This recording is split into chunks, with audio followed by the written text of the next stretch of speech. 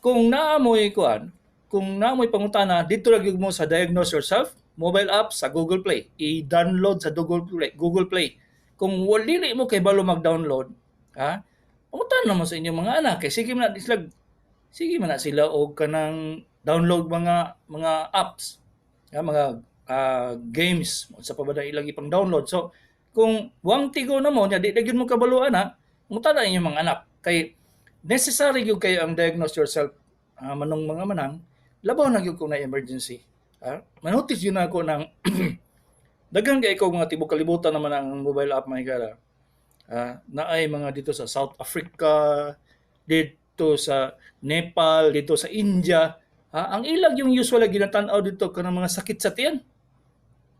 Pag tanaw nila nga ay sus dako kay tabang ibutang yun na dito nga salamat gyud kayo sa imong mobile app kay nakatabang sa pagkuan sa akong anak nga nagsakit ang tiyan.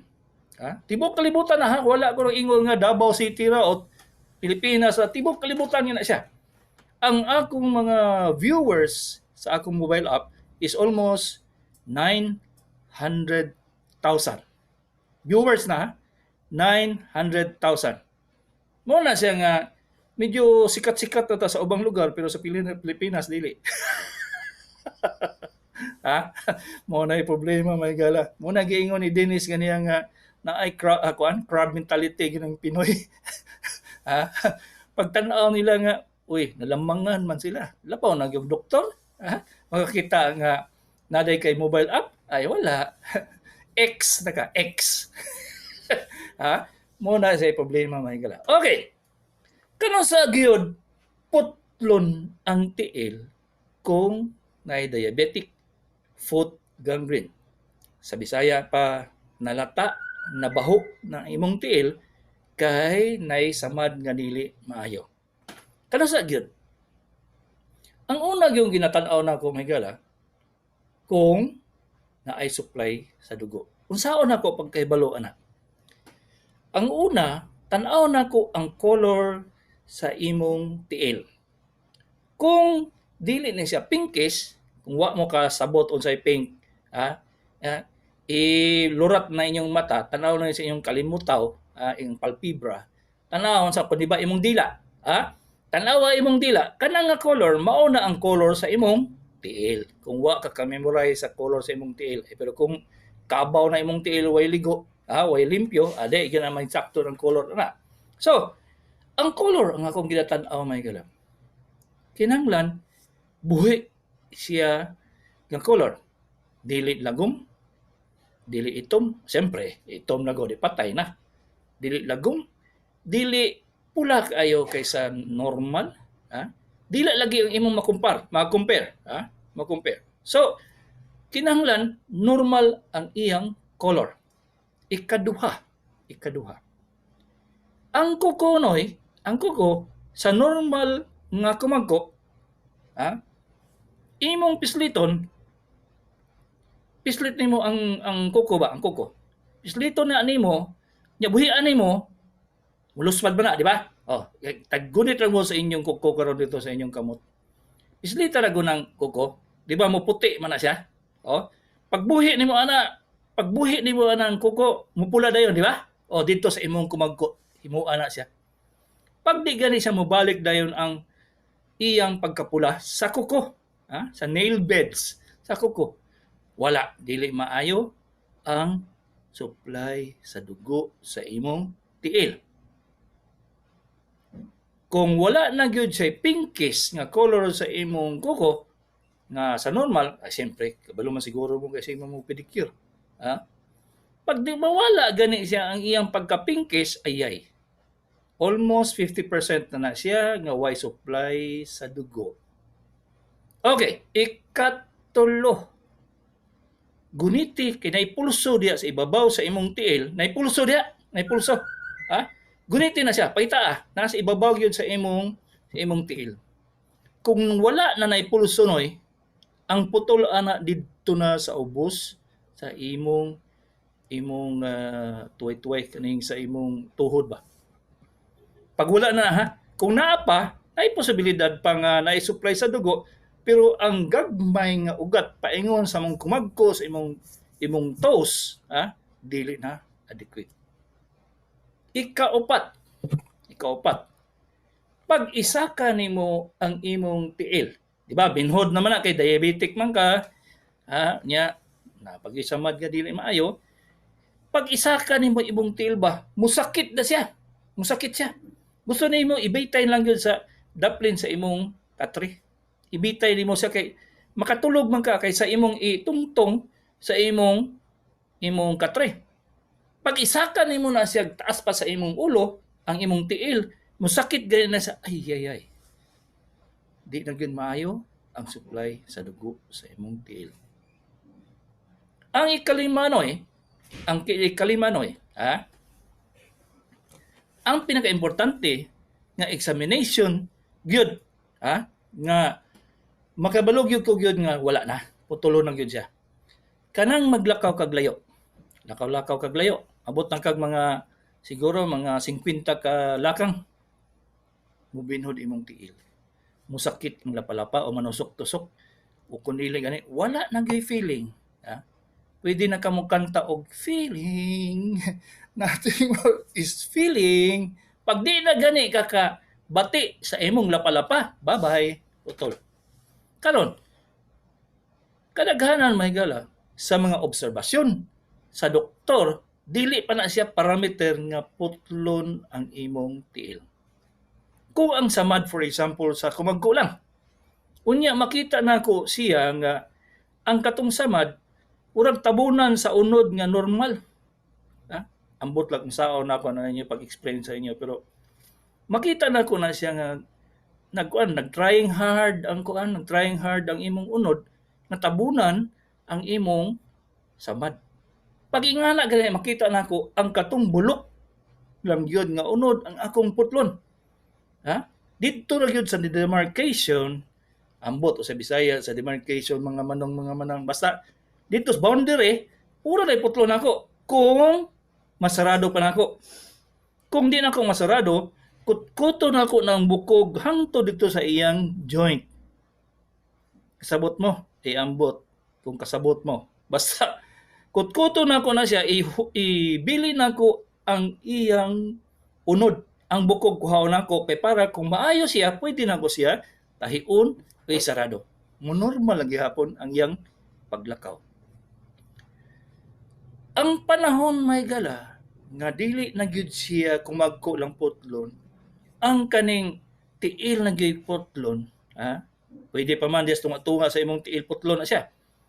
Panahon gani nga ingana nakataas ang imong kuhaon, kay bulok na ang parte sa mga toes, mga kumingking, mga ana, nagpasabot nga dili maayo, diha lang ka magputol. Kung dili magputol, below the knee. Ubos sa imong tuhod. Ngano man? Usually, may gala, ang supply sa dugo, kung di nakaabot sa imong toes, nagpasabot ana nga barado na siya sa tunga-tunga sa imong tiil, sa imong legs. Kung dito na ko sa imong tiil magputol, sigurado gyud na siya taas gyud kayo ang percentage nga musaka ang patay o bulok o baho nga unod. Mao na siya nga moingon gyud ko gyud nga putlo na to ubos sa imong tuway-tuway kay akong giunahan ako ang kagaw, ang bulok nga didto sa normal siya masarado ang tiil. Kadaghanan gid ana may gala dili mosugot ang pasyente. Unsaon na lang man tawo na ako na siya noy. Di man mosugot. Bahala na daw mamatay siya basta di lang gyud putlon ang iyang tiil. Unya kay naka-angkor man ang iyang kinabuhi dito sa katong bulok nga tiil niya. Wala siya choice. Wala gid siya choice. Either mapatay siya sa sepsis or putlon iyang tiil. Daghan sa inyo mahigala moingon dayo nga bahala na ako mamatay basta di ko paputol og tiil. Sa panahon na magtinga, panahon na magtinga, maglisod na ginhawa, manghupong na ang naong, maglisod ang kasing-kasing nagapaspas na, di na kaila sa iyang mga anak, sa iyang mga asawa. Moingon na dayon na, Dok, putlo na akong tiil, Dok. Dili na pwede, noy. Di naman pwede. Nga naman, kay ang kagaw manong ngagikan sa imong bulok, nga baho, nga tiil, tuwa na sa tibuok nimong lawas. Useless na, nga putlo na ko imong tiil. Mao lagi na, noy. Ha? Mao ginanoy. Kadaghanan sa iyo, mas maayo pa ang desisyon ka sa inyong doktor. Unsa may inyong experience, nga moingon mga dili ko paputol, ayaw. Kaysa may pugos, ha? Dili man may pwede nga karon mong paingon sa operating room kay putol na inyong tiil nga dili niyo gusto. Ayaw. Ha? Moingon nga, ay, Dok, pwede bang mag-antibiotic naman ta? Oh, good. Sige. Basta ginan talang kagyod nga maputol gyud na imong tiil. Dili mo desisyon imong doktor nga putol imong tiil kung nga dili necessary. Wala pa ko'y nakita nga pasyente nga buhi. Ha? Wala pa ko kakita og pasyente nga nabuhi nga wala motugot putlon ang tiil. Patay tanan. Sa 35 years na akong nag-diabetic foot gangrene ang akong ginatanaw, dili lang na isa ka buok sa isa ka semana, ha? Dili na isa ka buok, isa ka semana. Halos 3-4 ka buok nga diabetic foot gangrene. Sa katong gahi og ulo, dili magpaputol og tiil, patay na karon in taon. Saon man na, noy. Nga ang kinabuhi sa pasyente nagaangkor. Nagaangkor dito sa putol nga tiil. Nakaangkla ang kinabuhi sa pasyente dito sa iyang lata nga tiil. Ayaw mo pagkuan ba? Ayaw mo pag-isip nga mas astig pa mo doktor kay ang among experience ananoy. Wala may lain. Wala pa ko kakita, ha. Sultian ta mo, libo-libo na ako nakita nga diabetic foot gangrene. Pag moingon ko nga putol gyud na siya gyud kay kun dili patay na siya mga isa ka semana ba. Wala na siya paltos, noy. Wala gyud na. So, pag mo decision gani ko, naagi na siya base. Naagi na siya base. Kay dili ko magpataka og putol og tiil. Lalim? Dili na lalim, noy. Ha? Dili na lalim nga ako'y mag-act sa Bisaya Ako'y mag-act as Ginoo. Ha? Ako'y niingon sa imo nga mabuhi ka kung putlo na to imong tiil. Wala na siya saligan man, noy. Ha? Saligan ako na akong utok ug ang akong experience. Daghan maingon nga mo-react dayon, Dok. Bahala. Anong putol man dayon na? Kung ikumpara na ko ang inyong experience sa inyong nahibawan o sa akong nahibawan, layo na kayo mo. Layo kayo mas kumingking ba? Di. Pag abot sa panahon nga nagtinga na ilang pasyente, mamugos na, Dok. Putlo na akong tiil, Dok. Putlo na akong tiil. Huwag kakyaw Mamatay pala ko niya ka sa operating room. Unsa may kisa may imong pasangilan. Ako? Walay lain. Kana mga manang is based sa decision, sa experience sa surgeon. Dili na siya tungod kay gusto lang ko maputol. Wa mo kiyawi, kalisan ang putol og tiil. Lisid kayo na siya.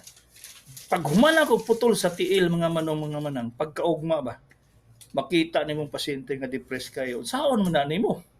Wala may tambal ang depression. Ha? Pagkataon nimo. Kagiputol na ganin ng imong tiil. Pero, pasali ko sa iya nga mabuhi siya for another 10 years. Mabuhi gyud siya gyud. Kay gikuha man ako ang bulok nga lata na kay gatiil. Nga mooy mohatag og kagaw sa tibok lawas.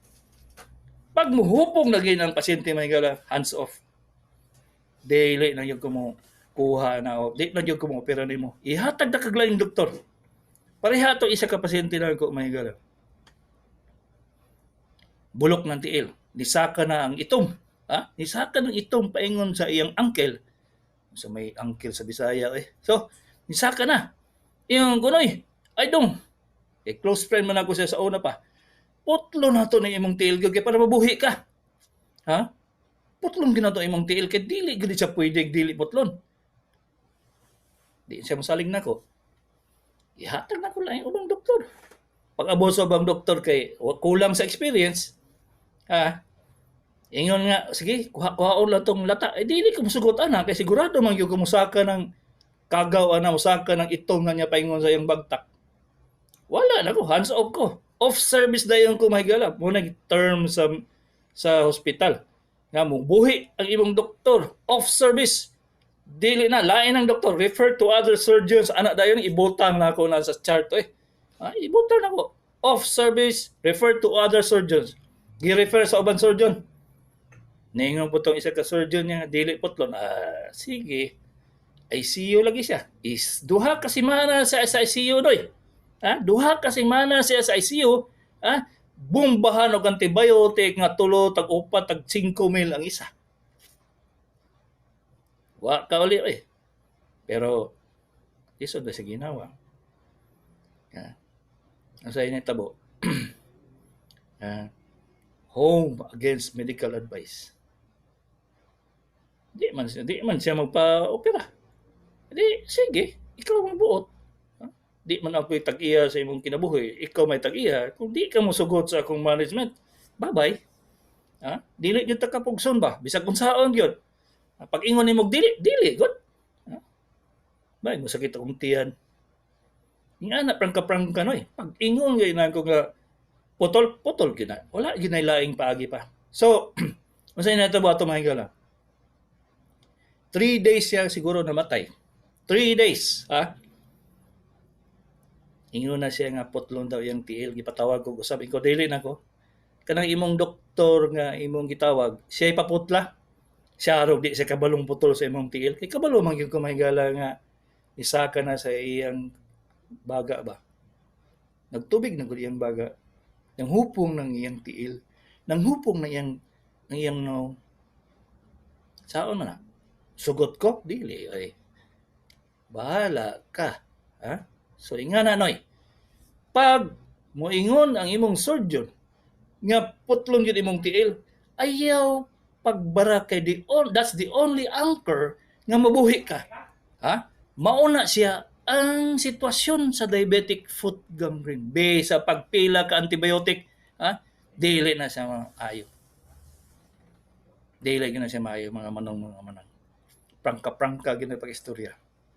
Kapila na ko na mahigala nga maingon ko nga di na ako naputlon imong tiil, akong limpyuhan. Akong limpyuhan. Pag moingana ganay ko nagpasabot nga ang parameters, ang protocol nga akong ginasundan, mabuhi ng tiil na kadaghan sa nabuhi nga tiil mahigala nga wala na ako giputol. Libo. Hantod karon. Buhi pa mga pasyente ba? Na ako'y pasyente katong tigulang 81 years old. Dito sa Amerika, putlon nga gud iyang tiil kay ang lapalapaw na may unod. Putlon, wala ni uli siya sa Davao. Ingon siya, Dok, ayuhan na akong tiil kay gusto man gyud sa Amerikano putlon. Gitanaw na ko, kaya pa nilang, kaya. Sige dressing, sige debray. Ala, limpyuhan gina ako pagmayo halos kada adlaw may gala. 6 months later ba, ni unod ang iyang tiil. Pag unod sa iyang tiil, ni panit, naghimog panit. Pag panit niya, at balik sa Amerika, gipakita niya yung tiil sa mga doktor itong bugo. Tanawan na ninyo. Gusto ninyo putlon akong tiil? Ang gatong taga Davao raday nakaayo, tanawan akong tiil Ingana siya ka hambog mahigala pag-abot dito sa California. Niingon siya nga, kung mag-decision si Dr. Kagapi nga putlon gina siya. Kung dili putol. Dili na siya rason tungod kay gusto ko mag-opera. Babay nyo pikat nyo, dili gina siya maong rason. Wala yun ko nag-opera mahigala nga tungod sa laing rason kundi kinahanglan para mabuhi ang pasyente. Wala yun. Absolutely may sakon sa ako ka pobre. Dili yun ko mo-opera na basta dili kinahanglan siya operahan. Sukad-sukad kabalo ba siguro mo nga nagpari ko sa una? So ang akong morality, grabe ang morality na ko mahigala, bahala isang kahig, isang tuka, igora ipalit og bugas. Okay na sa ako, basta dili yun ko mag-opera nga dili necessary. Dili yun. Absolutely dili yun. Mao na siya, kung mo decision gani ko mahigala, ayaw na siya question na ba? Kay ihatag tag yun mo laing doktor. Pag moingon ko operasyon, operasyon na siya. Pag dili na operahan, dili gyud na ako na operahan. Pangitaan gyud ako paagi nga dili na ako na siya abrihan ba, dili na ako siya putlon. Kapila na mahigala. Ha? Gikan sa ubang doktor, gusto putlon pag abot nako, pag abot sa ako, pwede pa man siguro naton limpyuhan, i-trial sa base pa dieg muunod ang tiil, ha? Limpyuhan pag maayo, dili mo gamit og betadine, mga unsa pa nang ilang ipamutang nga solusyon. Tubig og sabon og agwa ra akong tao na kung ginagamit. Walay antibiotic kay butang dito sa samad. Limpyuhan lang yun. Hala, kusog-kusohon yun para way baho. Buhi ay. Buhi yun. Di nakalibo na akong nasalbar nga tiil. Pero once, nga maingon gani ikaw nga putlon yun ang tiila, ipaputol yun ang intaw no eh. Kay taas na kay isa semana, patay ka na. Si Dr. Kagapi ini, sa doktor sa kahaginan.